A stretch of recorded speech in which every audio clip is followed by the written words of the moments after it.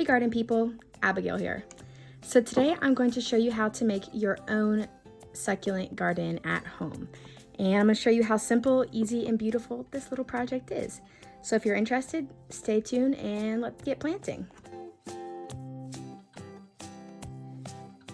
I have this wonderful, simple, but kind of farmhouse style wooden centerpiece that I got for half off at Michael's. And this array of soft succulents that I found at my local garden center. Okay, so I'm gonna start off by moving this planter to the side and bringing in this glass bowl. What I'm gonna do is I'm gonna go through each succulent and prune them, because if you can see, there are a lot of like dead leaves and just things that aren't so beautiful that we really don't want in our arrangement. And we also want to tease the roots out.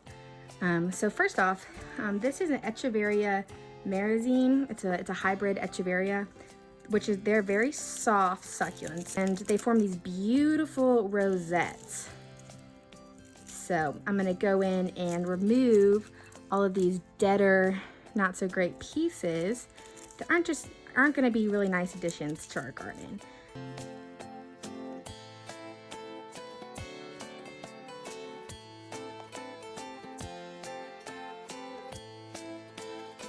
Okay, so you'll see I've got this echeveria nice and cleaned up. That exposed root ball, I've kind of teased away all of the excess dirt. We want to start fresh. So I'm going to repeat this process with this really beautiful echeveria topsy-turvy.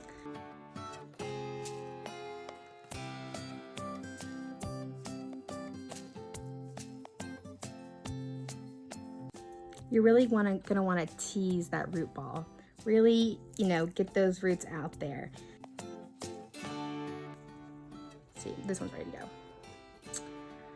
Moving on, this is an echeveria Lola, another echeveria hybrid. I think I'm just gonna go ahead and start with all the echeverias and then move on. Okay, here we have another echeveria. This is the Pearl von Nuremberg.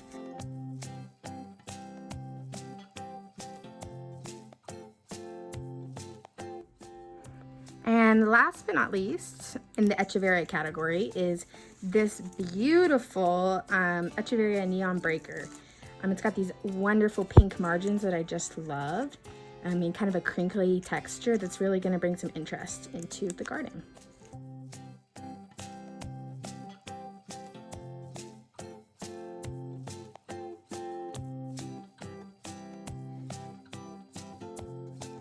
We've finished the echeverias. I have two string of buttons. These are in the crassula family, the same family as jade plants, if you're familiar with those.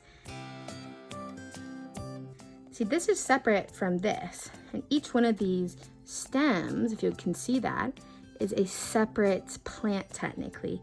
So that'll give me a lot of flexibility in where I anchor these in the garden.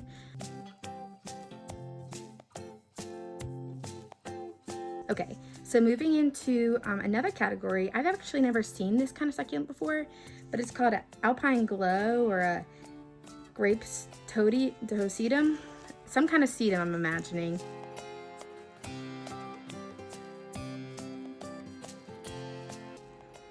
Okay, and so the last plant I want to touch on, I think we're going to add to this very full garden, I've heard these referred to as like bear claws. It's a cotyledon.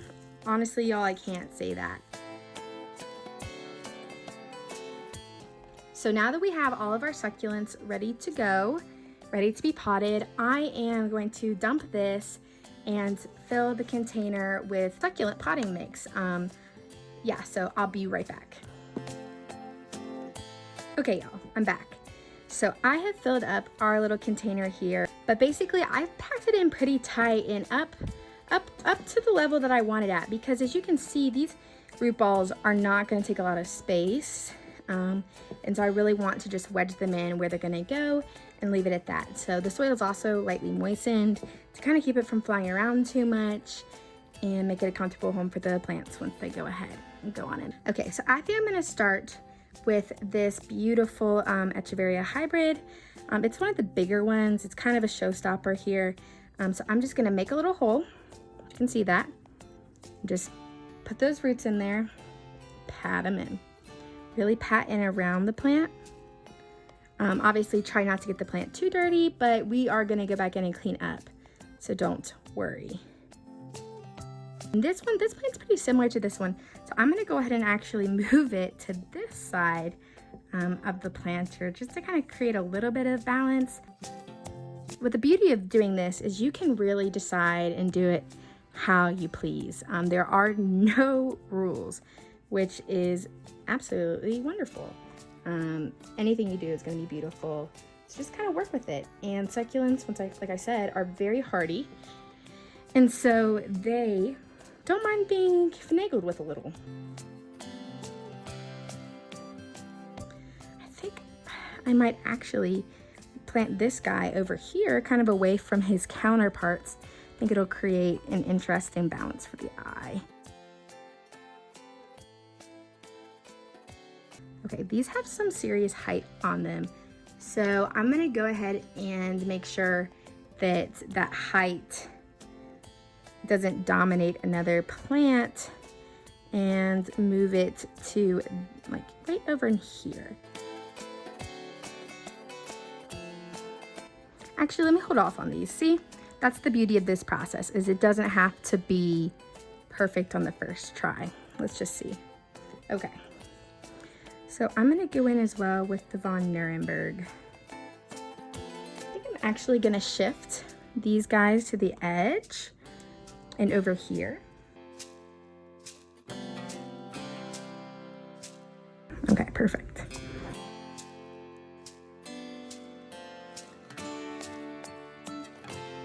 Really pat those roots in. The string of buttons, I'm gonna put him and maybe, no, I'm gonna put him and then his buddy right here in there. I'm gonna get my finger in there, wedge him in. Where things get tight is where it gets a little more difficult, so don't stress too much. Plants will be fine. Just really work them in there. And we'll clean up all the succulents at the end, don't worry. We've got some string of buttons here. I think it'd be really nice to bring some balance back in and add in a nice little string of buttons in here.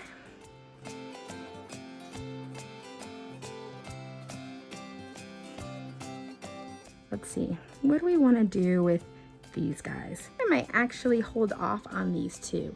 I have another arrangement they would look beautiful in, and I kind of like how this is looking. I really like this balance and this texture balance that we have going on here. So these guys will get put to the side and get some other kind of love. So now we're gonna go in with this straw, and I'm actually gonna blow off a lot of the places that we have dirt, soil in the crevices of the succulents. I'm just kind of clean up things a little. Okay, so now we've got these dusted off for the most part, and I'm actually gonna go in with some really nice pebbles, and it'll help kind of dress the top coating and secure these succulents and just give them more of an aesthetically pleasing look. So I'm just gonna go in and fill in all the little spots.